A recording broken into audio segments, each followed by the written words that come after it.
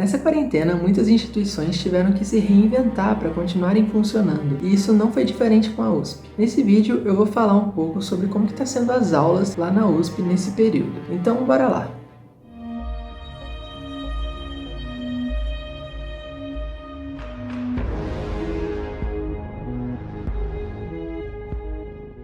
Sejam todos muito bem-vindos ao canal Dois Físicos e um Vetor. Eu sou um físico. E eu sou outro. E esse aqui é o Vetor.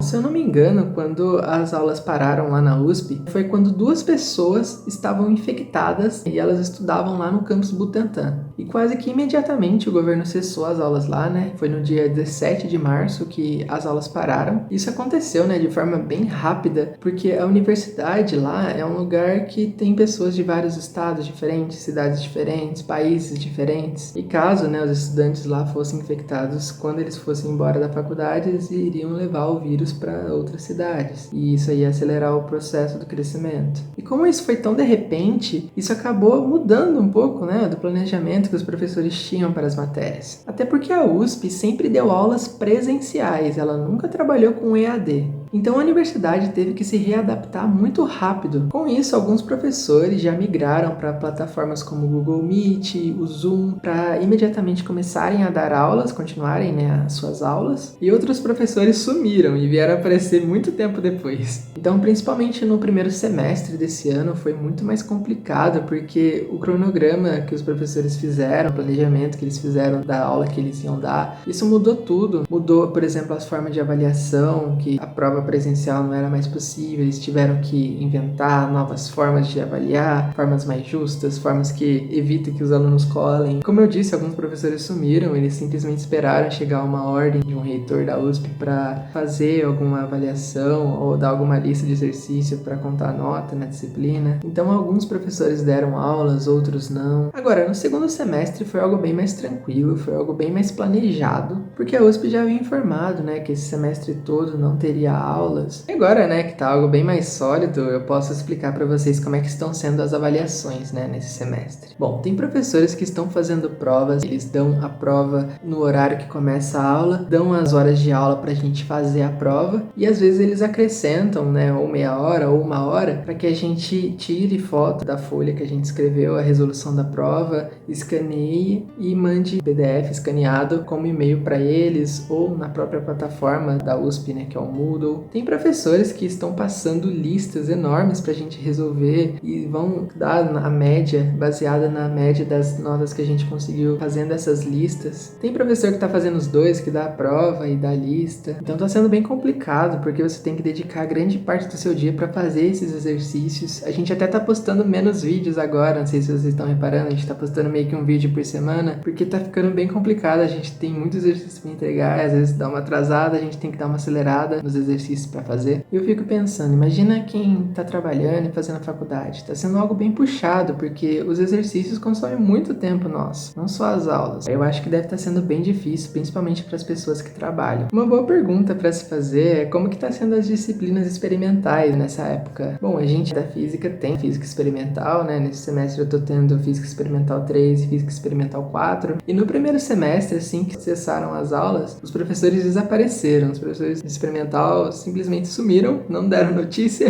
A gente pensou que tinha morrido, mas não. No final do primeiro semestre, eles deram um sinal de vida, mandaram um e-mail pra gente explicando como é que seria feito a física experimental no segundo semestre, como é que eles iam dar isso que eles não deram no primeiro semestre e a física experimental 4 do segundo semestre. Nas aulas presenciais de física experimental, geralmente os professores propõem um experimento pra gente fazer, a gente faz, né, reproduz o experimento várias vezes.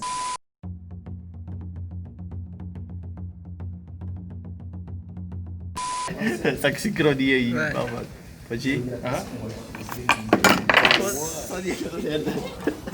Coleta os dados e esses dados a gente trabalha com eles, analisa eles e faz uma síntese, explicando qual o significado desses dados, mostrando os dados e avaliando eles e tirando conclusões a partir deles. É como se a gente fizesse um pequeno relatório científico de cada experimento. Aí a gente aprende a escrever de forma certinha, escrever em terceira pessoa, umas coisas assim. Mas como é que tá sendo nessa quarentena, né, se a gente não pode ir lá fazer os experimentos? Para resolver esse problema, eles basicamente fizeram uma proposta, né, da mesma mesma forma dos experimentos, e aí eles gravam um vídeo tomando as medidas nesse experimento. E daí, com o vídeo, né, a gente vai assistindo o vídeo, e aí a gente vai anotando as medidas, vai pegando os dados do vídeo que foi gravado, e aí, da mesma forma, né, com esses dados, a gente faz a síntese do experimento. E aí, eles dão a nota pra gente de acordo com essa síntese, né? Eles levam em consideração gráficos, ajustes, dados que foram colocados, as conclusões que nós tiramos, a forma como a gente explicou o experimento, e é coisa mais ou menos assim. Então, se você é uma pessoa que gosta de pôr a mão na massa, sendo algo bem triste experimental. E agora, eles estão passando basicamente um experimento por semana. Aí, né, a gente já começou a fazer isso desde o meio de agosto, e a Física Experimental 3 acaba no final de outubro. A Física Experimental 4 já começa logo em novembro. A gente vai ter, da mesma forma, as atividades semanais pra gente elaborar sínteses. Vai ficar até o final do ano. Pra quem tá se graduando, esse ano foi um ano perdido? Não. Até porque a gente pode ter continuado a fazer todas as matérias que a gente faria normalmente de casa. Mas um problema que realmente afetou muitas pessoas é o fato de alguns professores não darem aulas. Eles simplesmente, no máximo, passarem PDF com algum conteúdo, né, da matéria ou um livro pra gente ler e ficar por isso. Muitas pessoas aprendem melhor quando estão assistindo aula. Então essas pessoas que tiveram aula com professores assim, elas saíram bem prejudicadas. Talvez elas tenham conseguido passar na disciplina, mas isso não garante que elas aprenderam a matéria de fato. E se essa matéria for fundamental, isso pode complicar a graduação como um todo. Mas poderia ser pior, né? A USP ela se reinventou muito rápido, uma faculdade que sempre foi presencial. Mudar para EAD do nada não é fácil. Eu tenho alguns amigos que são de outras faculdades e eles me disseram que a maioria dos professores nem estão dando aulas lá. No máximo, um ou outro ali que grava algumas aulas. Agora, na USP, não. Na USP é um ou outro que não dá aula. A maioria dá aula sim. E as aulas têm sido algo muito bacana, né? Até porque você não precisa assistir elas no horário que o professor está dando elas. Todas as aulas ficam gravadas. E às vezes eles postam no YouTube ou deixam numa pasta do Drive. E aí a gente vê, né, e assiste a aula depois que ela for dada. É claro, né, que às vezes pode gravar uma dúvida de um aluno que falou no meio da aula, mas é mais ou menos como se eu estivesse assistindo a aula a hora que você quiser. E isso permitiu que você escolhesse, por exemplo, 2 matérias que sejam no mesmo horário. E essa é uma coisa muito boa, porque no presencial você está fazendo uma matéria, aí você quer fazer outra, e as 2 são no mesmo horário e você não pode fazer. No EAD tá tendo isso aí, a gente pode fazer 2 matérias de mesmo horário. Uma exceção que tá tendo nesse segundo semestre de 2020, que a gente pode fazer disciplinas sem precisar de um requisito. É que a gente pode fazer uma matéria que tem um requisito que a gente ainda não cumpriu. Por exemplo, eu quero fazer astrofísica estelar. Ah, mas eu ainda não fiz fundamentos da astronomia. Pode fazer do mesmo jeito. Eu ainda não parei para pensar do porquê que eles tomaram essa decisão, mas deve fazer algum sentido. Mas isso tem sido muito bom se você quer cursar disciplinas um pouco mais avançadas antes da hora. No meio do ano, eles deram uma data de quando que voltaria as aulas presenciais na USP. Eles disseram que no ano que vem apenas voltaria essas aulas. No segundo semestre seria todo por EAD, que as aulas voltariam um pouco depois do normal. Eu lembro que o ano que eu comecei a estudar, as aulas começaram no dia 18 de fevereiro,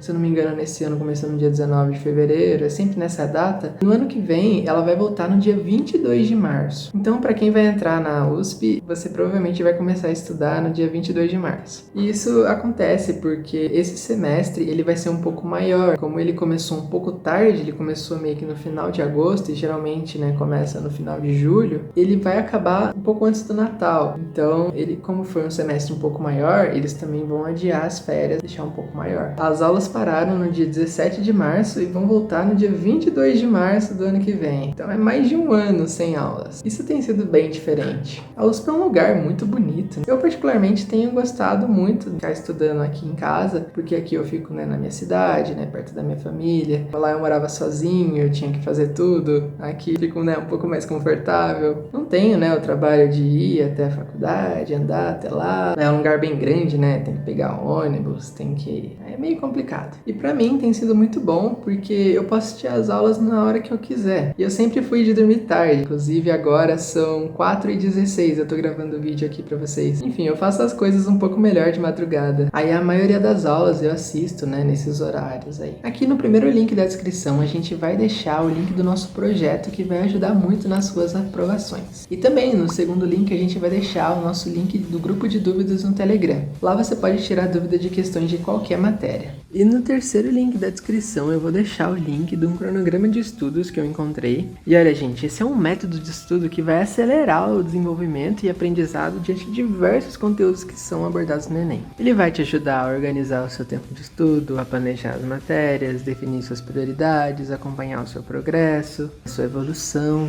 aumentar a sua produtividade e a criar uma rotina e manter o foco nos estudos. Então não esqueça, galera. Sério, essa dica é demais. Confira aí, terceiro link da descrição. Então, se você gostou desse vídeo, não esqueça de deixar o seu like, de se inscrever no nosso canal, compartilhe com seus amigos, se eles também quiserem saber como é que tá sendo as aulas na USP. Assim, vocês estão ajudando muita gente a levar esse conteúdo para o maior número de pessoas. Espero que eu tenha respondido essa dúvida que vocês tinham quando clicaram nesse vídeo. Comentem aqui embaixo se vocês tiverem sugestão de vídeo pra gente fazer, ok? E é isso aí. Muito obrigado, valeu, fui!